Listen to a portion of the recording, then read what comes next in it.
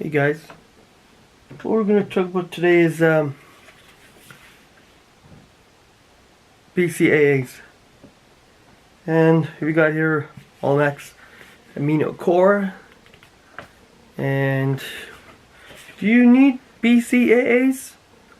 I don't think you do, because what's in here is in here in your whey protein, right? If you can see, probably doesn't show the listing. Let me check. No.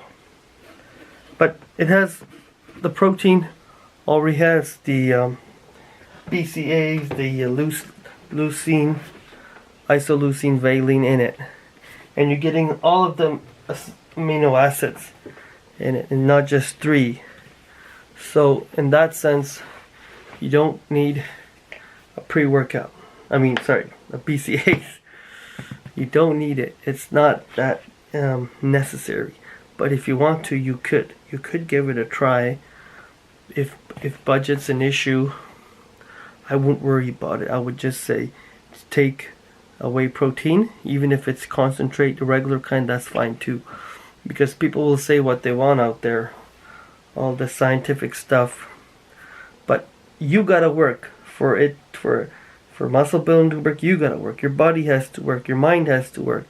So that means there's other variables that have to be in place and be taken care of, like proper sleep, no stress, always being in a positive state of mind. Right? That's 2 right there. There's other things like nutrition, and your training, and did we say sleep? Yeah, sleep, and you can say rest period. At the time you're away from the gym is when it most matters also. So the other variables are there. So if you want to build that body, you have to look into all the variables, adding a multivitamin, getting your micronutrients, right? The importance of vitamin B6, B12, zinc, magnesium, selenium, boron, all these things, And then you have other things like test boosters like tribulus and whatnot, and also how much your body percentage fat, right? If your body fat percent is high, and it doesn't matter how you gonna build how you look, right? Because if your muscles are hidden in that layer of body fat, it doesn't matter how much. If you take a pre-workout and you're saying, I'm going to get a pump, well, if we can't see that pump, then how is that effective, right? It's better to be somebody to be very lean with low body fat and have them take a pre-workout and achieve that pump. Even they could be just a 150-pound person, but if they got that pump, then that product is working. It's doing its thing. If we were to assume that is, if pre-workouts do help, but that's another topic for another day, another video. And with BCAAs, they do get quite expensive. And another issue I have with BCAAs is the sweeteners in it, the sucralose, the asafolic potassium. I wonder if I pronounced that right. Sucralose, aspartame, like that's just junk. I mean, those artificial sweeteners, like people should not be taking them. Like, regular glucose is fine. That's what the body knows. The brain knows. The neurological system knows. But when you add these types of artificial sweeteners, it's just for me personally, when I take artificial sweeteners, I just get a numbness in my body and kind of like this foggy feeling in my brain, like I'm spaced out.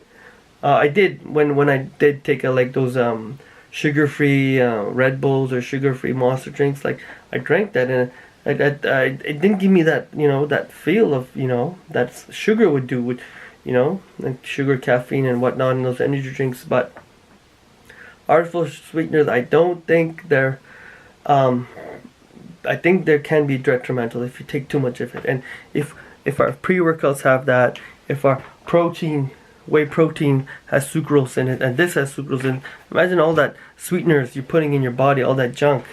And on top of that, other additives and preservatives that we get in our foods. So then that begs the question, is that it's what we're putting into our body is not making it right. So your body has to be right before things can work, right? So even if BCAAs has that benefit, it's also because of the fact it has sweeteners, you know, that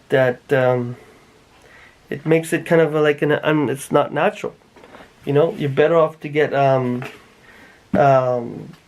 BCAAs and eggs, whole eggs, right? I'm sure you get your leucine, valine, and that, or you know, in other amino acids like L-arginine and citrulline you get from watermelon, beets.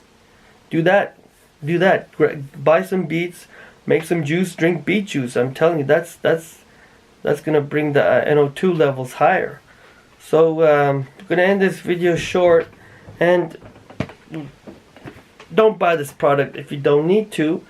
Just take your whey protein, and that's it. That's just coming from me from 20 years of taking supplements. Been taking supplements since first probably when I was 16. Probably tried creatine, monohydrate, and the whey protein back then was egg, one that was made out of egg. I remember I forgot that brand, but we're going late 90s.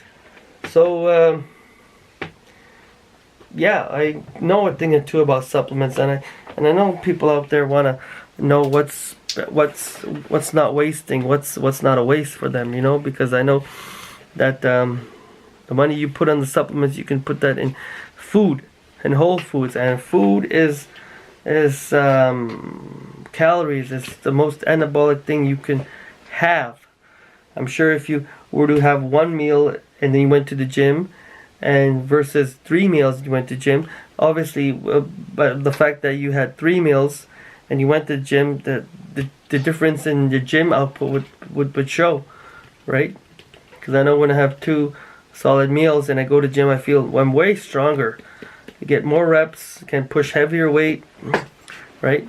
Depending on what we want. We want to be cutting, we want a fat loss, we want strength gain, or we want hypertrophy, right? If it's fat loss that matters, then it's better to go in the morning fasted or just with a little breakfast and do cardio in the morning, and that way your you know, your heart rate, everything is up, and probably your GH is released post workout, and then you eat throughout the day and your basal metabolic rate's higher. So but then get off topic, but everything in nutrition and working out is everything's interconnected, so don't worry about that. But I'd say just try BCAAs, use that, see how you feel, and if not, don't spend your money on them, because this one I just got from a friend. He didn't want it, so I'm just taking it, and I don't even take this regimentally. I just take this once in a while. I have it just here laying down here. If I feel like having it, I'll have it, but it's not something like I need to drink every day, you know. So that's it. Are BCAAs a waste of money? I would have to say yes, because you can get BCAAs in food, you can get BCAAs in your whey protein, and if you just buy your whey protein, you are sufficient enough.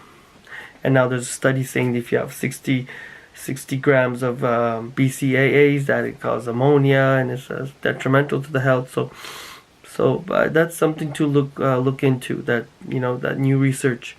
So that ends the video. Thanks for watching. See you next time.